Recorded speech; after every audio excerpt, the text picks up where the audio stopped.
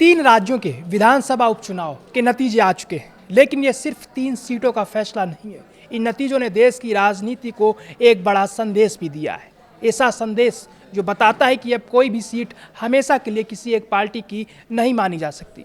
बिहार की बांकीपुर सीट, मध्य प्रदेश की दतिया सीट और गुजरात की माजलपुर सीट, इन तीनों के नतीजों ने अलग अलग राजनीतिक संकेत दिए। आखिर इन चुनावों से क्या समझ आता है? नमस्कार, मैं सौरभ शुक्ला और आप देख रहे हैं न्यूज़ 18।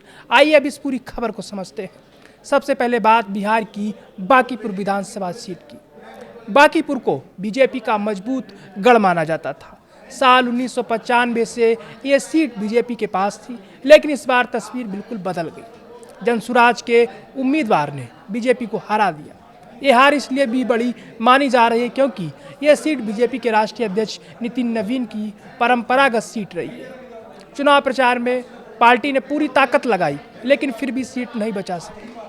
राजनीतिक जानकार मानते हैं कि स्थानीय मुद्दे, लोगों की नाराजगी और उम्मीदवार को लेकर मतदाताओं की सोच ने इस नतीजे में अहम भूमिका निभाई। बांकीपुर की जीत ने प्रशांत किशोर और उनकी पार्टी जनसुराज को बड़ी राजनीतिक ताकत दी है।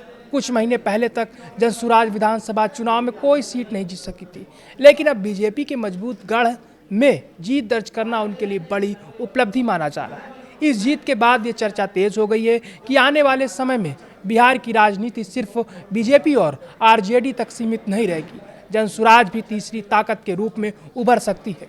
अगर ऐसा होता है तो बिहार की राजनीति में मुकाबला और दिलचस्प हो सकता है। अब बात मध्य प्रदेश की दतिया सीट की करते हैं। यहाँ भी बीजेपी को हार का सामना करना पड़ा और कांग्रेस ने जीत दर्ज की। इस चुनाव में बीजेपी के कई बड़े नेताओं ने प्रचार किया। मुख्यमंत्री मोहन यादव से लेकर केंद्रीय मंत्री ज्योतिरादित्य सिंधिया तक चुनाव मैदान में उतरे। पूर्व मंत्री डॉक्टर नरोत्तम मिश्रा ने भी पार्टी उम्मीदवार के समर्थन में प्रचार किया, लेकिन इसके बावजूद बीजेपी जीत हासिल नहीं कर सकी।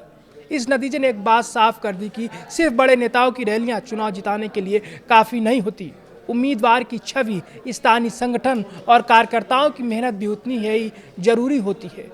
अब नज़र डालते हैं गुजरात की माजलपुर सीट पर। यहाँ बीजेपी ने सीट तो बचा ली, लेकिन जीत का अंतर पहले से कम हो गया। दूसरी तरफ कांग्रेस अपने वोट प्रतिशत को बढ़ाने में सफल रही। यानी गुजरात में बीजेपी अभी भी मजबूत है, लेकिन विपक्ष भी धीरे धीरे अपनी जमीन मजबूत करने में लगा हुआ है। इसलिए इस नतीजे को भी आने वाले चुनावों के लिए एक अहम संकेत माना जा रहा है। अगर तीनों राज्यों के नतीजों को एक साथ देखें तो एक बात साफ दिखाई देती है कि अब चुनाव सिर्फ पुराने वोट बैंक के भरोसे नहीं जीते जा सकते। मतदाता अब उम्मीदवार को भी देख रहे हैं, स्थानीय मुद्दों को भी महत्व दे रहे हैं और ये भी देख रहे हैं कि उनके इलाके में काम कितना हुआ है। यही वजह है कि जो सीटें कभी किसी पार्टी का अवैध किला मानी जाती थी, वहाँ भी अब मुकाबला बदलता नजर आ रहा है। कुल मिलाकर इन तीन उपचुनावों ने यह संदेश दिया है कि राजनीति बदल रही है। अब किसी भी दल के लिए सिर्फ पुरानी लोकप्रियता या मजबूत संगठन के भरोसे जीत आसान नहीं होगी। बिहार में जनसुराज की दस्तक, मध्य प्रदेश में उम्मीदवार चयन पर उठे सवाल और गुजरात में विपक्ष की बढ़ती मौजूदगी, ये तीनों संकेत बताते हैं कि आने वाले विधानसभा चुनाव और भी ज़्यादा दिलचस्प होने वाले।